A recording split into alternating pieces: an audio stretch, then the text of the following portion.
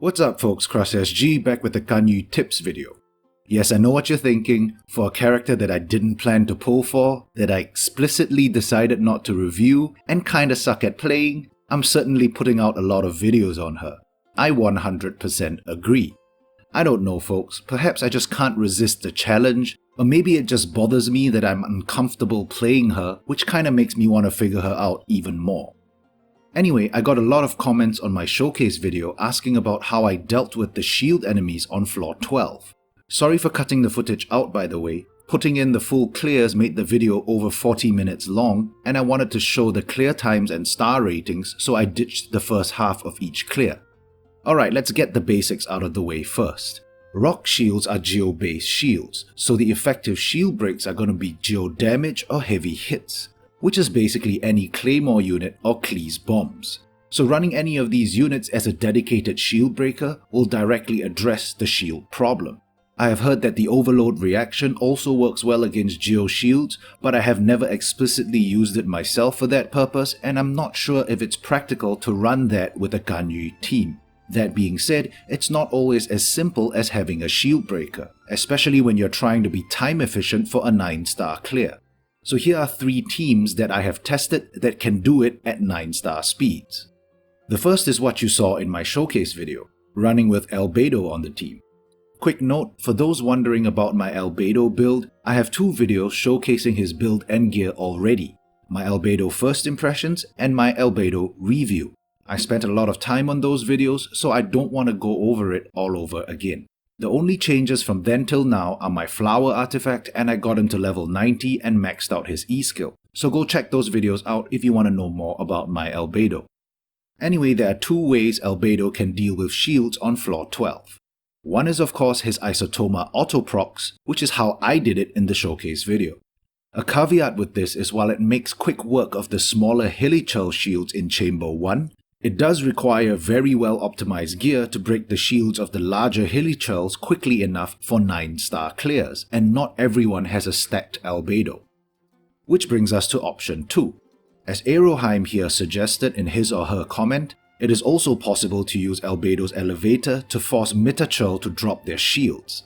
Full disclosure, perhaps I'm slow here, but I actually didn't know about this mechanic myself till I discovered it on accident while recording the footage for the showcase video. But even then, I wasn't sure if it was an actual thing until reading Aero's comment, which spurred me to actually test it out fully for this video. How it works is whenever you are on higher ground, the Mitachurl will attempt to throw stuff at you. This animation causes them to drop their shields, making them vulnerable to attacks during the process. This also works with GeoMC's Meteor and Zhongli's Pillar by the way, and the cool thing about this method is any other area damage ability that you have active will also damage them during this period, so stacking all your area damage before going up will make quick work of them. As you can see in this video, the Mitachurls went down before Albedo's Isotoma damage broke their shield. Quick note on this is you do need to be wary of the stuff that they throw at you because it can knock you off whatever structure you are on.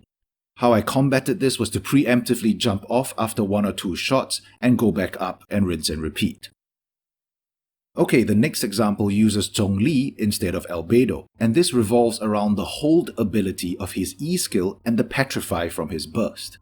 Oh, quick tip on Mitachurl positioning. They will lock onto the active character about half a second after spawning and will charge toward you as you run. So it's a good idea to run toward a wall immediately so that they converge neatly next to one another at the end of their charge. You do have time to quickly swap right at the start, but do not swap characters again until they are done charging or they will stop tracking you and end up really far apart. This is similar to how the Frost Fatui's targeting mechanic works. From here, what I do is drop a pillar along the way and any other off-field skills from my team for some energy regen, and go right into Zhongli's E-hold when the Mitachurl are next to one another. This will knock out about 30 to 40% of their shields. I then run across to this side of the room to entice them to charge me again. The purpose of doing this is to keep the fight right where the Fatui mage spawns to make the transition easier later on. Once they charge me, I activate everything before hitting them with Zhongli's Petrify, followed by another E-hold. This will bring their shields very close to breaking, allowing any other damage to make quick work of them. From here, I pop Ganyu's burst, down the Mitachurl, and the Fatui mage spawns right in the middle of Ganyu's burst rotation.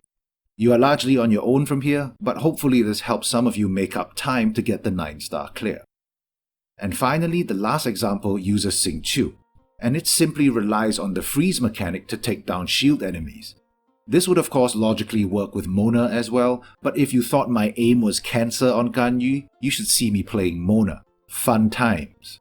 Anyway, using the same strategy as I did with Zhongli, I run off to the side to make them converge, drop Goba to get some energy regen for Xiangling's burst, and run to the same spot to entice them to charge me again. Once they charge, I pop everything and auto-attack with Ganyu. This procs Xingqiu's Hydro Swords that will cause intermittent freezes on them. Yes, I know this won't perma-freeze them due to the Pyro application, but this is not a perma-freeze comp. I'm only using Xingqiu specifically to deal with the rock shields, and intermittently freezing them is sufficient for the area damage to drop them quickly enough. Once they are down, Xingqiu has served his purpose and I go back to my regular Ganyu rotation. Alright, that's it for today folks. Maybe you knew this, maybe you didn't, but I hope it was helpful to some at least. As always, thumbs up if you liked it, down if you didn't, crush that subscribe button, and I'll catch you later. Take care.